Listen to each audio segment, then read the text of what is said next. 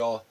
Um, it's Easter Visual, and I'm gonna do an advanced Bible study. And did you see that ghost just go by?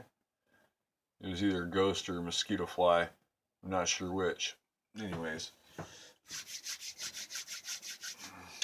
if you guys want to hear the traditional Easter stuff, go to church. We should all be at mass anyways, right? Anyways, advanced Bible study, Easter Visual, 2016. I want to talk to you about. It's just like I'm not even gonna talk to you about it. I'm gonna do a couple readings. This is assuming that you already have the basics under control a bit, and I'm just gonna do a couple of readings to kind of guide you in a direction of your own reading, and so you can do what you want, and I'll make a couple comments, but whatever. So if you start out in Matthew chapter 22, verse 36, it says this: Teacher, which commandment in the law is the greatest? He said to him, You shall love the Lord your God with all your heart, with all your soul, and with all your mind. And I want you to know where that's coming from. I don't want you to think that Jesus is so naive that he just, or so reckless that he just makes up laws as he goes along, and there's interpretations out there that can make this verse seem that way, and there's also, and something we'll talk about in other days, never forget that Satan can quote scripture. Do you know what I'm saying? And he would love nothing more than for you to become complacent in your doing right and doing wrong. So don't get it twisted, bros.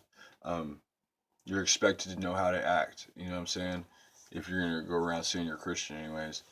So let's take it back to Deuteronomy, which is back in the beginning. It's after Genesis, it's after Numbers, it's after Leviticus, and I'll show you where. Okay, so there's a teaching that Moses gives, and it's called the Great Commandment.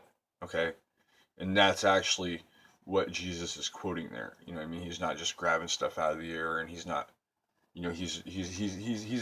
Jesus was also a good student. You know what I'm saying?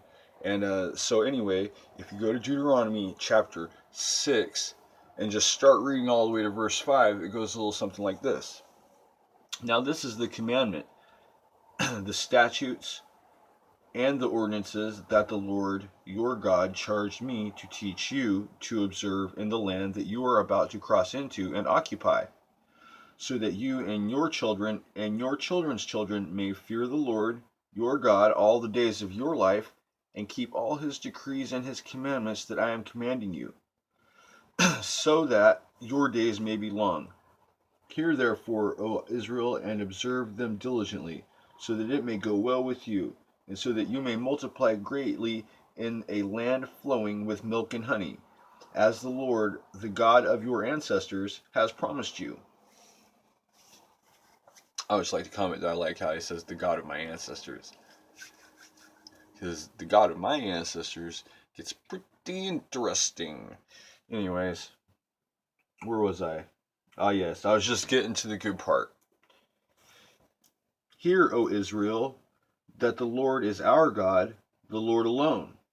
You shall love the Lord your God with all your heart, and with all your soul, and with all your might. Keep these words that I am commanding you today in your heart. Recite them to your children, and talk about them when you are at home and when you are away, when you lie down and when you rise. Bind them as a sign on your hand, fix them as an emblem on your forehead, and write them on the doorposts of your house and on your gates. Okay, so Deuteronomy, just so you know, is a very long book of laws and events. There's a lot of interesting stuff written down there, but we're still back in the Moses books, which I'm going to let you know have a whole lot of commandments. There's a lot more than 10 commandments, brothers.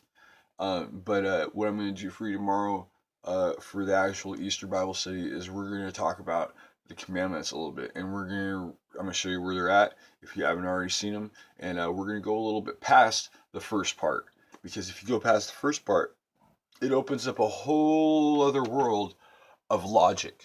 You know what I mean? And that's what we're out here trying to get a hold of. And you see what I mean? And to fall back on stuff that I said before, I mean, if Moses is Akhenaten or not, it doesn't matter.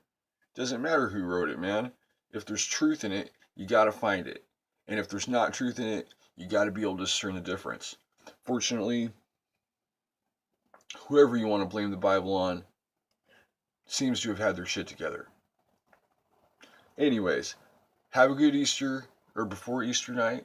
I'm going to come back with another thing I'm doing. I'm going to do a series of readings based on Christian masculinity, because I know a lot of y'all feel like that when you go to church, especially certain denominations of churches, stuff can seem kind of fucking kind of weak, man. You get in there and you're like, man, I'm glad everybody loves the Lord, but this scenario, this I don't want to say it, but this charismatic get down is kind of cramping my style, man. So what I'm gonna do with the masculine Bible series is I'm gonna bring back the masculinity of God, man. And some of you may not have heard of it, and but I'm gonna make sure you hear about it because it's some good stuff, bro. And it's you know what, man, it's better than therapy.